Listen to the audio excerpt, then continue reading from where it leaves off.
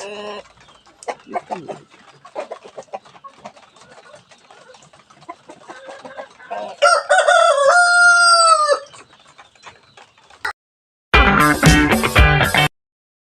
day mga agaw, isang mapagpalang araw naman po sa ating lahat. Welcome naman po dito sa aking munting channel, Agaw Senior. Una-una sa lahat mga agaw, shout out sa aking mga subscriber dyan. At saka shout out na rin po sa mga silent viewers ko po dyan. Maraming salamat po sa inyo lahat. Andito po ako sa kulungan ng aking mga manok. Kasi po, ngayong araw na to ay itatransfer ko po yung mga tandang ko dito, yung tatlo. Kasi po nagsimula na pong maglimlim yung mga inahin, yung dalawa. At kailangan po talagang i-transfer itong mga tandang agaw. Kasi po hindi po yan mapigilan. Pag nakababa po yung mga inahin ay talagang kumakasta po talaga yan. Nature talaga po yan ng mga tandang na kapag may inahin ay kakastahan po talaga nila. Para maiwasan na rin pong mapagod yung mga inahin na naglilimlim, ay ihiwalay ko na po yon, yung tatlong tandang.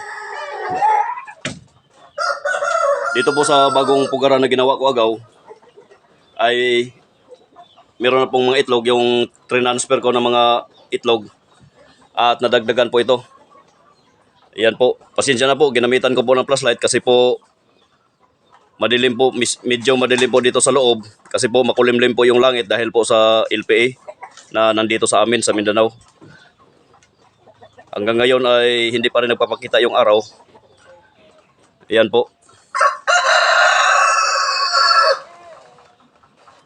Bale, 12 po itong nandito. At yun po yung maglilimlim. Saka dito naman sa kabila agaw. Ayan. Meron pong 15 itlog po na nandito. Ayan po siya, naglilimlim na po yan. Yung itim na manok.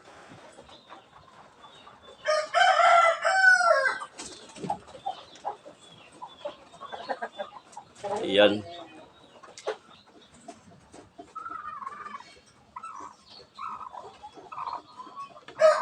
Yan, meron po yung itlog.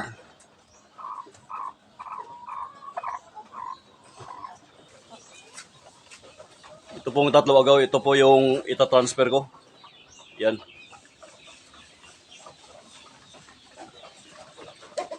At dito ko po yan ilalagay.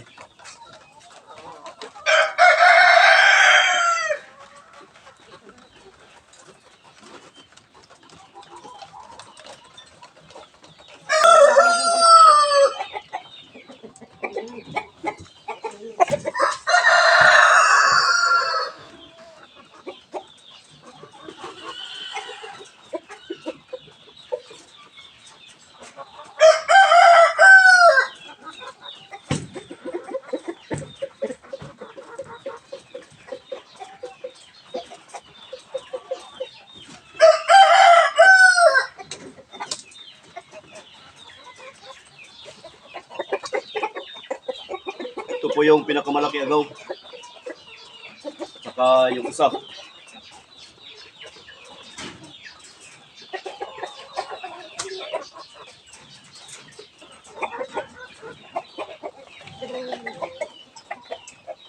po mga agaw na ilipat ko na po itong tatlong tandang na galing doon sa loob.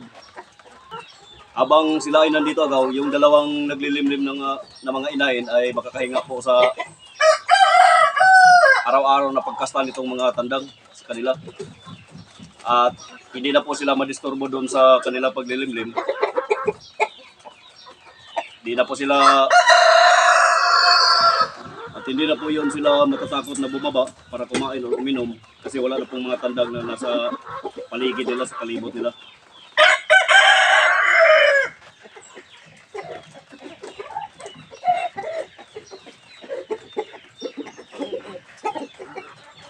Yung isa agaw, manang-mana talaga sa tatay niya. Mahaba yung liig kasi basilan po yung tatay nito.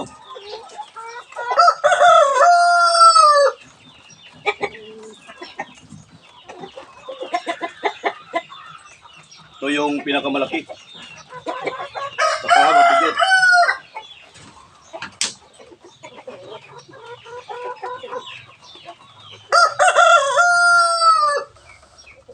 Ang kagandahan po ng mga tandang na ito agaw ay sobrang amo. I-adjust ko itong tubigan nila agaw. Kasi sobrang baba lang po. At malalagyan po ito ng dumi. Ayan. Iaangat ko lang ito ng kunti agaw. Ayan.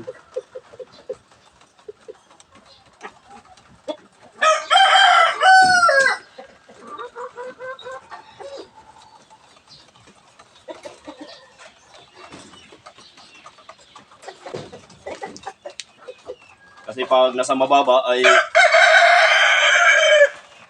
malalagyan po yun ng lupa.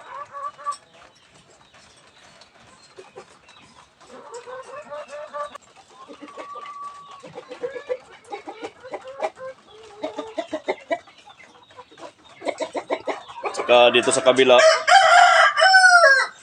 nandito yung tatlong RIR.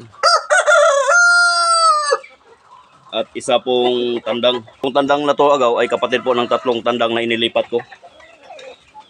Ito pong itsura ng manukan ko dito agaw. Sobrang putik. Yan.